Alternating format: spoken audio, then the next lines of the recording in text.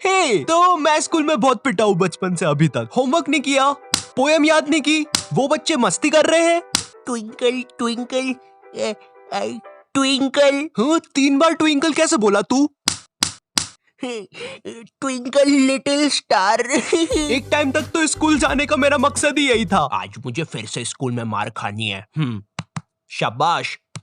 Mummy. Oh shit, भागो यहाँ से। अब मेरे लिए मार खाना पढ़ाई से ज्यादा इंपॉर्टेंट हो गया था। हाँ, मार मुझे और मार, इतना ही दम है तुझमें। दर्द हो रहा है, अब मत मारे। तो ये बात 11th क्लास की है और मुझे पता नहीं, जब तुम 11th क्लास में आते हो तुम पता नहीं खुद को बहुत ज्यादा बड़ा समझने लग जाते हो। ये स्कूल है मैरी, आऊं मैं साइकिल पर, टिफिन खा लूं मैं तो लंच से पहले। आई नो, मुझे पता है, मैं भी ऐसे ही था 11th क्लास में। ये स्कूल मेरी गुलाम, मैं हूँ डिवाइन के साथ। कर दी हमने स्कूल की नाकाबंदी लगा के अलार्म। बंटा है असली है क्या? हाँ डिवाइन, माँ कसम असली है, अभी लिखा मैंने। सर ये लोग ने यहाँ पे रास्ता रोक लिया क्लास की बेंच से। कौन है रे? लग रही है। बंटा ये तो नंगी पीठ पे चट मार रहा है। टीनेज में अक्सर अजीब चीजें होती है, राइट? कभी तुम्हारा मन किसी भी चीज में नहीं लगता है, तुम चाहते हो कि बस जैसे तैसे ये दिन निकल जाए। और कभी कभी ऐसा होता है कि तुम्हें दुनिया भर की सारी चीजें करनी है। तुम्हें छत से कूदना है, सर के बल घूमना है, अपने छत पर बैठे हुए बंदर को छेड़ना है। साला मोटा बंदर बैठ के केला खा रहा था, उधर भगा दिया साले को, अब नहीं आए। भाई सही बोल रहा हूँ, बंदरों को मत छेड़ना वरना वो पकड़ लेते हैं, फिर ग्रुप बना के मारते हैं। एनीवेज, तो ये कहानी जब हम 11th क्लास में नए नए प्रमोट हुए थे। हाँ, इसीलिए वीडियो के स्टार्टिंग में टीनेज और 11th क्लास की इतनी सारी बातें बताई ताकि तुम लोग मेरी वीडियो से रिलेट कर सको, क्योंकि मुझे बहुत अच्छा लगता है जब तुम में से कोई ऐसा लिखता है। ओ भाई, कितनी रिलेटेबल वीडियो बना दी है तो।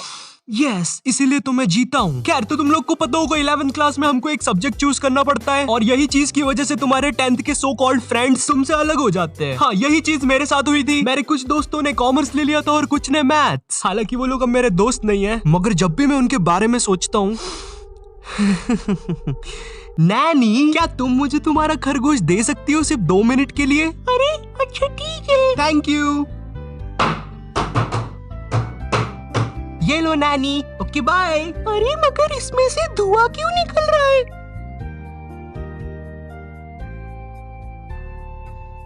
नॉटी टाइप ऑफ टॉपिक जाना बंद करो। सॉरी, अब हमारे सब्जेक्ट अलग होने से हम लोग की क्लासेस अलग अलग लगती थी। बाय द वे, मेरा सब्जेक्ट बायोलॉजी था, तो हम लोग को अलग अलग क्लास में बैठ के पढ़ना पड़ता था। मगर एक सब्जेक्ट ऐसा था जो हम सबका साथ में लगता था। ये लोग 200 बच्चों को एक साथ एक ही क्लास में भर देते थे और वो सब्जेक्ट था हिंदी। क्योंकि उसका एक ही टीचर था, तो वो टीचर से क्लास संभलती नहीं थी। हम लोग क्लास में बैठ के भोंकते रहते थे, भाग भाग भाग भाग भाग भाग भाग। नहीं, सच में थोड़ा ना भोंकते थे। तो अब वो टीचर से क्लास नहीं संभलती थी, इसलिए वो बोल देता था जिसको भी नहीं पढ़ना है वो बाहर जा सकता है। अब मुझे हिंदी सब्जेक्ट से वैसे ही नफरत थी। मुझे ये तक नहीं पता छोटी ई की मात्रा कहाँ लगती है और बड़ी ई की कहाँ लगती है। अरे ये दोनों सेम ही तो शब्द है, इनमें अलग अलग क्या है? हाँ मुझे पता है, कुछ ज्ञानी लोग कमेंट करने वाले हैं। भाई जो ये वाला 3 है ना, इसको तू ऐसे पढ़ेगा, देख 3। और जो ये वाला है ना, इसको तू ऐसे पढ़ेगा 3। तो ये जो बड़ा वाला है ना, ये सही है। खैर, इसके बारे में किसी नेक्स्ट वीडियो में बात करेंगे। ओके, तो हिंदी सब्जेक्ट ना पसंद होने के कारण मैंने मेरे दोस्त से पूछा, भाई चले गए क्लास से बाहर? वो भी फुल चौड़ में आके बोला, हाँ भाई डरते हैं क्या, चल बाहर।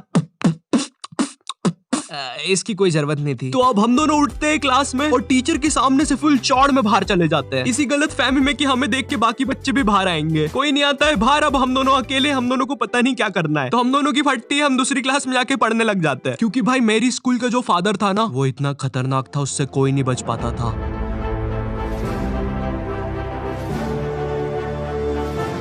चल चल वहाँ चल, वहाँ चल। हाँ हाँ, मुझसे बच के कोई नहीं जा सकता। हाँ, अब बच के कहाँ जाओगे?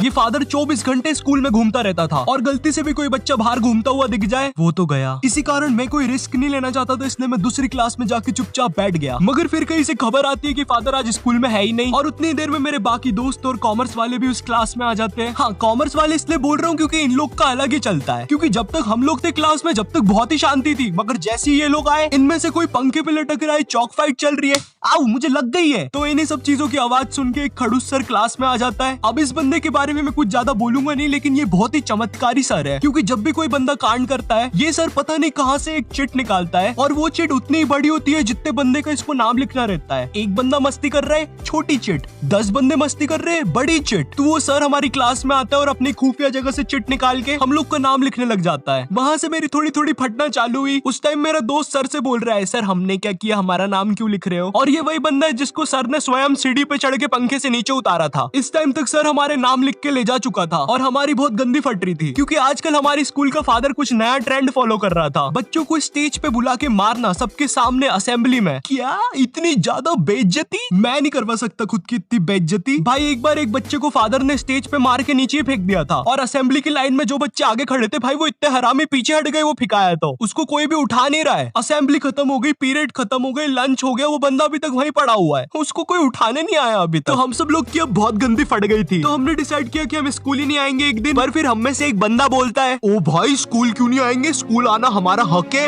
हाँ अपन एक काम करते हैं, अपन असेंबली के बाद स्कूल आएंगे, क्योंकि कल स्कूल में क्रिकेट मैच भी है, तो मुझे मेरे डोले शोले सबको दिखाने हैं। तो सब लोग को उसकी बात में दम लगा, क्योंकि उन लोग को भी अपने डोले शोले दिखाने थे, तो मुझे भी उनकी हाँ में हाँ मिलाना पड़ा। तो फिर हम लोग का डिसाइड होता है कि हम असेंबली के बाद स्कूल में एंट्री लेंगे, जो कि कसम से महा घटिया आइडिया था। हम लोग ने सोच लिया था अगर असेंबली में हम लोग के नाम लिया अगर फादर ने, तो हम अकेले में पिटने के लिए रेडी रहेंगे। मगर जैसे ही हम स्कूल पहुंचते हैं, शांति, जैसे कुछ भी ना हुआ हो, ना हमारा स्टेज पे नाम आया ना कुछ। हम लोग फुल खुश, हम लोग जाते हैं फुल चौड़ में अपनी अपनी क्लास में पहला पीरियड अटेंड करना है। मगर जैसे ही मैं क्लास में जाके बैठता हूँ, थोड़ी देर के बाद बाई आती है क्लास में एक चिट्ठी लेके जिसपे मेरा नाम था। वो चिट्ठी पढ़ के मैम ने बोला, आयु जाओ बाहर, तुम्हें बुला रहे हैं। मैं इधर फुल इग्नोर मार रहा हूँ, मुझे लगा क्रिकेट मैच है आज, दोस्तों ने बुलाया होगा, पिच वगैरह खोदनी होगी। मैं फुल चौड़ में क्लास से बाहर निकलता हूँ, मगर फिर मुझे मेरे लेफ्ट साइड पे फादर खड़ा हुआ दिखता है। ये नहीं हो सकता। और दूसरी साइड मेरे सारे दोस्त खड़े थे लाइन बना के पिटने के लिए।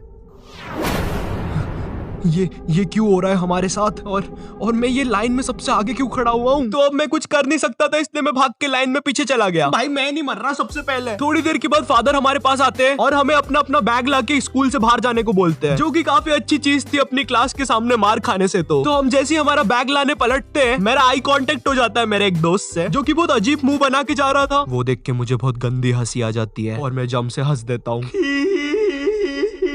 और वो मुझे देख के हंसने लग जाता है, और हमारी हंसी फादर सुन लेते हैं।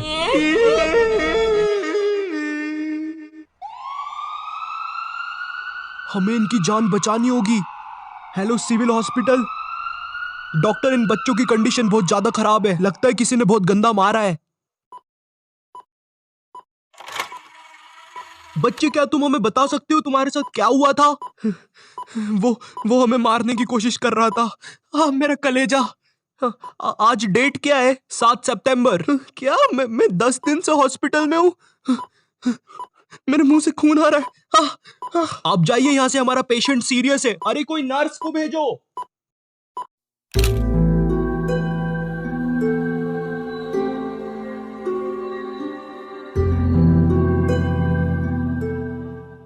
इस हादसे के बाद स्कूल को बंद कर दिया जाता है और फादर को मेंटल हॉस्पिटल भेज दिया जाता है। इस हादसे के बाद ये भी पता चलता है कि स्कूल कब्रिस्तान के ऊपर बनी हुई थी। सूत्रों के हिसाब से पता चलता है कि फादर कभी भी मेंटल हॉस्पिटल से भाग सकता है और वो वापस आकर उन 2 बचे हुए बच्चों की भी बलि चढ़ा देगा।